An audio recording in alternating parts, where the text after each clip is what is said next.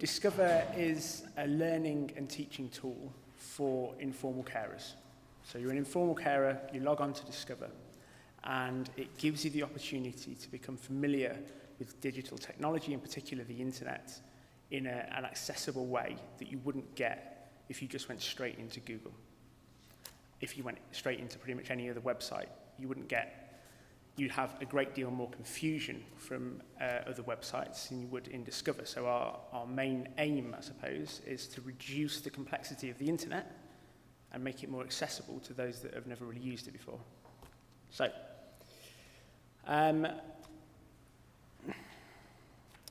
today we've heard a lot about providing more tools, more interfaces, and Discover is different in this group of 6 because we're about providing less and about accessibility.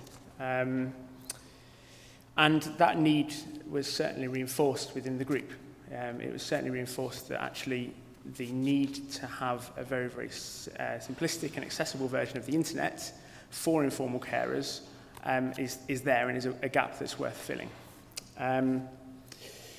So, when I left, I said that we were struggling a little bit with finding the funding model in there, finding the business model. And what we got from the 2 groups, and it was only an hour, so it's not particularly polished, but what we got from the 2 groups was pretty incredible, to be honest. We got 4 or 5 really, really good ideas that we'd not really thought about before, or that we'd abandoned at the first hurdle, not realising how important they were. So they are, bear with me. One was to look at, so we've got all this learning stuff. One was to look at accreditation. If we put in certificated and accredited courses, as well as the kind of lower level courses, that actually adds significant value to the service and potentially leads to a revenue model somewhere. There was the option to offer it to professional care homes and carers who are private companies who have income generation on their side. We can offer part of the service to them and use the revenue we generate from that to provide a service to informal carers. And then there was the idea that we could collaborate with face-to-face providers. So we could go into carer centres and they could use Discover as a tool to teach face-to-face, which is something we hadn't really thought about before. We kind of glanced over it. We were reminded that it needs to remain free at point of use for informal carers. And the most important thing for me was this idea about personal budgets that we just hadn't thought about before. So the change in the way that care is provided through personal budgets. So you get a funding pot, you recruit a personal assistant to support you in some way, and the local authorities want to support that personal assistant through training and make sure that they're as effective as they can be. The problem is getting those personal assistants into County Hall and giving them training. Actually, Discover allows you to take that training to wherever they are because it's on the internet. So that's another angle that we hadn't really thought about. For questions, I'm going to invite my colleague up to give me a little bit of moral support. And that was in 4 minutes. Well done. Thank you very much. It's all right. We can both go to the audience as well, contributors. So what do you think are the major barriers for adoption for the service? What do you mean adoption? For people to start using it, what is the barrier for you to actually start building the community of people that are using the service? Infrastructure, for me. Yeah. But I'm on the business development side, so it might be completely different for you, but for me it's infrastructure. So we're part of a big project that ends sometime middle of next year, and we're at the minute at this group of organisations, and what we need is something, an endpoint, which builds the infrastructure that allows you to do all those things like marketing that a lot of the other pitches we've had today have got. So you've got a company formed, you can build an infrastructure, you can outreach to millions of different people.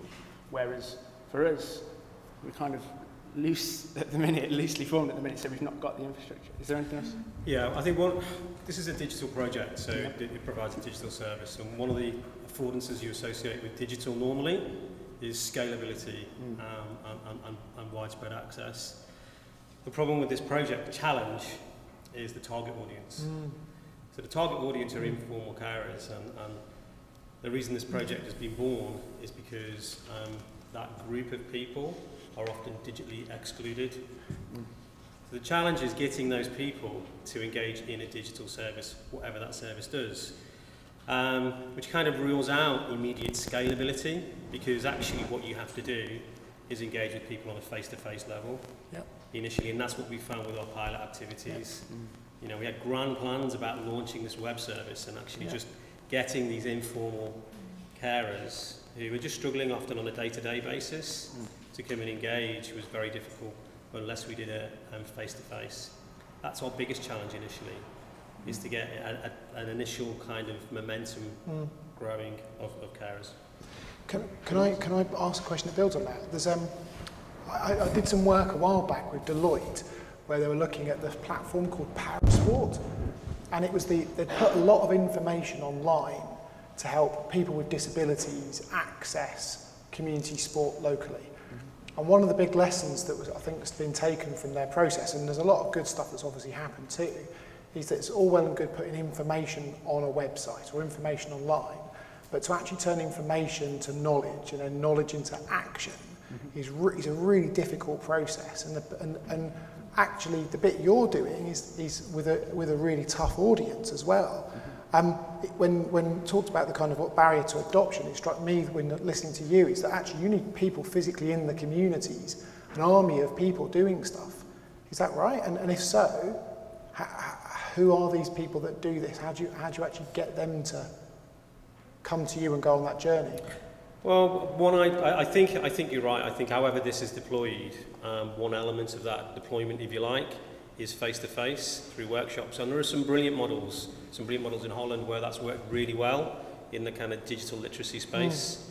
So, you know, literally thousands and thousands of people of a certain age are going to workshops, and those people would never have done that before. So I don't necessarily have a problem with a face-to-face model, but you're right, where those people come from, those facilitators come from, I'm not sure.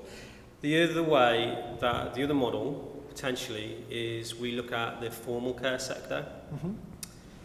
So the formal care sector, if you take Birmingham alone, there are 1,000 care homes, I think, in Birmingham alone. And all of those care homes are staffed, those staff all have to be provided with CPD.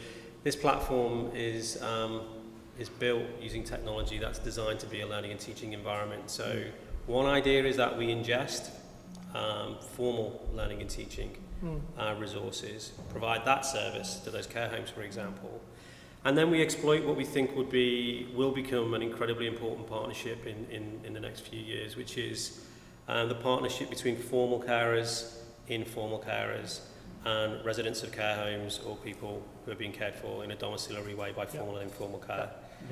Then you would have to ask yourself, okay, what does this platform have to offer that, you know, the smorgasbord of CPD opportunities doesn't offer? So why would a manager of a care home buy into our stuff? And we think our stuff does some things that are really very interesting. You know, we provide a sandbox within which people can learn how to use technology, learn how to use discussion forums, learn how to use Facebook and Twitter. We provide technologies that allow formal carers to, what does that mean? Does that mean I have to stop talking? Does it? I think one of the things we got that was very interesting from our feedback session was that it's quite difficult to facilitate a dialogue between formal, informal, and the people being cared for. And we think this platform can do that.